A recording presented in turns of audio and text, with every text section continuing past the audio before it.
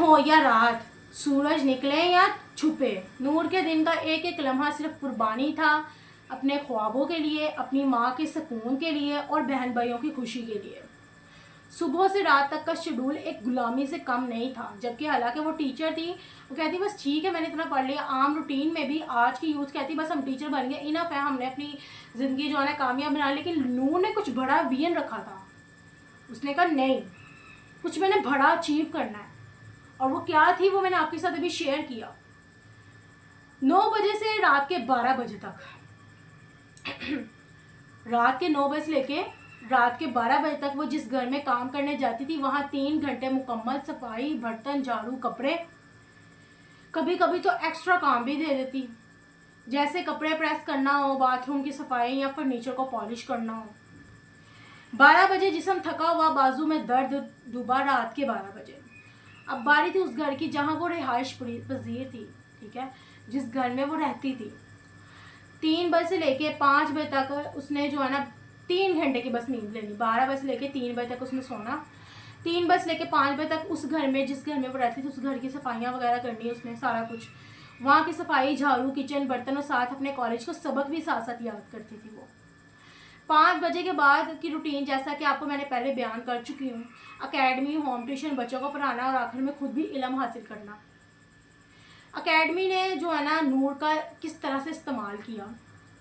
जिस इदारे ने उसे टीचर बनाकर बुलाया था उसने उसके हौसले को जानकर इस्तेमाल किया, उसकी कमज़ोरी पकड़ ली कि इसकी कमज़ोरी इसकी पढ़ाई है, ठीक है। इसलिए कहते हैं कि अपनी कमज़ोरी किसी को ना दें। 50 से 60 सूट उसे एक दिन में प्रेस करवाने के, हम तुम्हें पढ़ा रहे हैं, तुम्हारी एफएससी की फ़ीस हाफ करवाई हुई है। बाजू में सूजन, दर्द, थकन, लेकिन ना कोई एहसास, ना कोई ख्याल। फिर जब कॉलेज में नंबर कम आए तो वही लोग तज़हीक करने लगे, लेकिन नूर ने हार नहीं मानी। नूर ने सोचा कि मैं अपने रब से वादा किया है कि हार नहीं माननी, क्योंकि कामयाबी उन्हीं को मिलती है जो थकते हैं लेकिन टूटते नहीं। जब एक उस्ताद ने नूर को बुलाया और कहा, नूर तुम वाकई नूर हो, तुम जैसी तालिबा मैंने आज तक नहीं देखी। तुम्हें जितना इस्तेमाल किया गया तुमने उतना ही सब्र किया। तुम्हारा चेहरा नहीं, तुम्हारी रूह कामयाब है। ये चैप्टर ख़त्म नहीं होता, ये हौसले की नई शुरुआत है। इस चैप्टर का जो मैसेज है, जो ज़िंदगी में अपने ख्वाबों के लिए कुर्बानी देता है वो नाकाम हो ही नहीं सकता। वक्त देर ज़रूर करता है लेकिन इंसाफ ज़रूर करता है। नूर के जूते फटे थे मगर ख्वाब रोशन थे। नूर जिसके पाँव में छाले थे मगर दिल में इल्म हासिल करने की आग थी।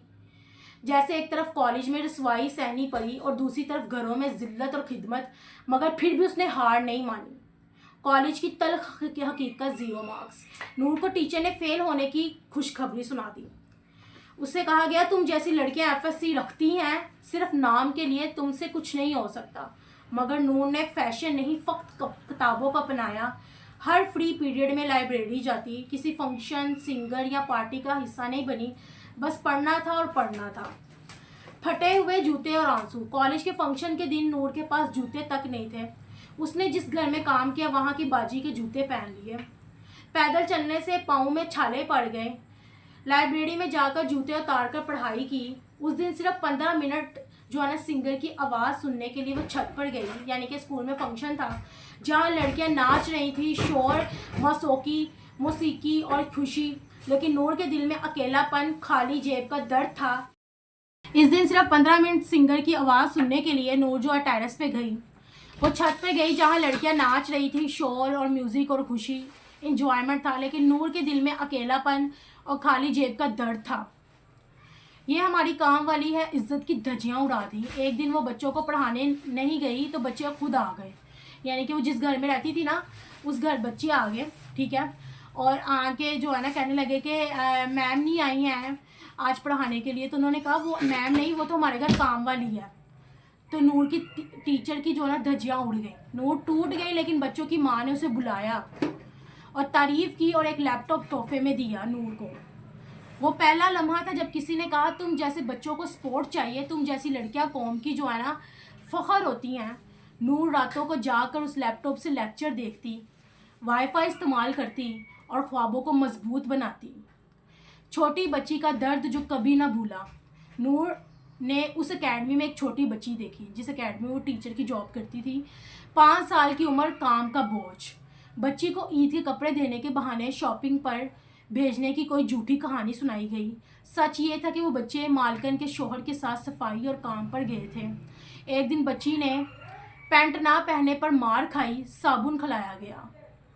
यानी कि ना सॉरी, वो जो बच्ची जहाँ एकेडमी में बच्चों को नूर पढ़ाने जाती थी ना, उस घर में 5 साल की बच्ची थी, वो भी काम वाली थी। उसने वो ना पेंट उतार के खाती थी, तो उसको मारा गया, उसके मुंह में साबुन डाला गया। और नूर नमाज़ पढ़ रही थी, बिल्कुल साथ ही नूर जिसके घर में रहती थी, नूर उसके घर में रहती थी ना, एकेडमी के साथ वाले घर में रहती थी। तो नूर नमाज़ पढ़ी थी, जुम्मे की कॉलेज से डायरेक्ट आई, तो एकेडमी से सॉरी कॉलेज से आके जिस घर में रहती थी वहाँ नमाज़ पढ़ी थी नूर। उसको रोने की आवाज़ आई, प्लीज़ मुझे माफ़ कर दो, आइंदा पेंट मैं जो है ना। सब सुना, सब सहा नूर ने कि क्या उस बच्ची के साथ हो रहा है। इस चैप्टर का मैसेज ये है, नूर जैसे बच्चे बेआवाज़ चीख होते हैं, जो खुद कुछ नहीं कहते मगर उनकी खामोशी इंसानियत पर सवालिया निशान बन जाती है।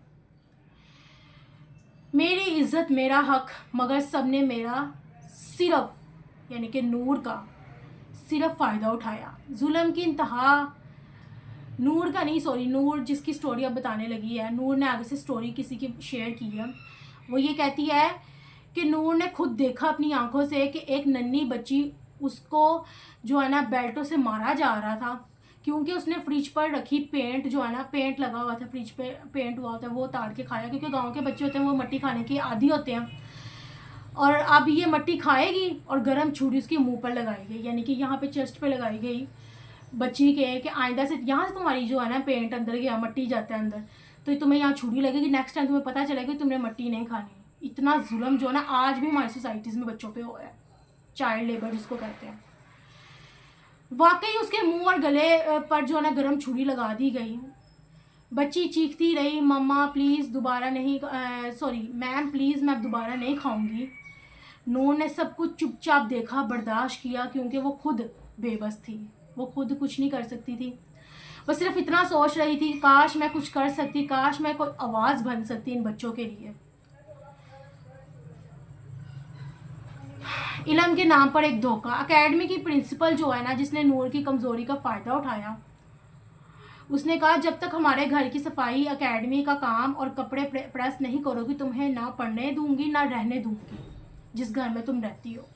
और सिर्फ यही नहीं, प्रिंसिपल ने नूर को उस घर से भी निकलवा दिया जहां वो रहती थी, ताकि जब नूर ने देखा कि मेरे तो फर्स्ट ईयर में जो भी है मामलात, इतनी खास पढ़ाई भी नहीं हो रही और अभी मेरा यूज़ कर रही है, और मतलब कि इस तरह से उसने किया। उसने कहा कि अगर तुम मेरे घर का सारा काम नहीं करेगी, आस्ता आस्ता उसने एकेडमी टीचर जो नूर को बनाया, उसने सारे घर का काम ही उस पर फेंक दिया। सिर्फ ये कि उसकी कमज़ोरी को उसे पता था, ठीक है। तो धोखा और बेबसी, मगर उम्मीद बाकी रही नूर के अंदर। नूर के पास ना पैसे थे ना सहारा, मगर एक फ़ैसला था जो नूर ले सकती थी। अब मेरी ज़िंदगी का फ़ैसला एकेडमी की मालकन या कोई बाअसर खातून नहीं करेगी। मेरी तालीम मेरा हक है और मैं खुद इसका खर्चा उठाऊंगी। नूर ने अपने सतीले बाप को भी मनाया, वो सिर्फ रुकावट ना डाले, और रोज़ के 3 घरों में सफाई करके अपना खर्चा उसने खुद उठाया। उम्मीद की किरण जब एक खातून ने पहचाना, जिस घर में वो नूर सफाई करती थी ना कॉलेज से आके, वो खातून बोली, नूर तुम्हारे अंदर टैलेंट है, तुम नौकरी के लिए अप्लाई करो। एकेडमी वाले तुम्हें सिर्फ इस्तेमाल कर रहे थे। ये पहली बार था जब किसी ने नूर को काम वाली नहीं बल्कि काबिल इंसान समझा। इस चैप्टर का निचोड़ ये कि तालीम के लिए जद्दोजहद करने वाली लड़कियों को अक्सर तालीम के इदारों से ही धोखा मिलता है। सच ये है कि जिन्हें हम ताकतवर समझते हैं वो अक्सर कमज़ोरों का जो है ना यूज़ करते हैं, लेकिन जो लड़कियां खुद अपने लिए खड़ी होती हैं, स्टैंड लेती हैं, ठीक है, जो खुद स्टैंड लेती हैं वही अक्सर कमज़ोरों को जो है ना स्टैंड नहीं लेती, वो अक्सर यूज़ हो जाती हैं, ठीक है, कमज़ोरी उनकी अगर पता चल जाए। लेकिन जो लड़कियां खुद अपने लिए खड़ी होती हैं वही तारीख बदलने की जो है ना एबिलिटी रखती हैं। कभी हार मत मानना, रब तुझे देख रहा है। 2 दिन में सारा काम सीखा, लड़के को हटाकर अकेली ड्यूटी की नूर ने। कैसे?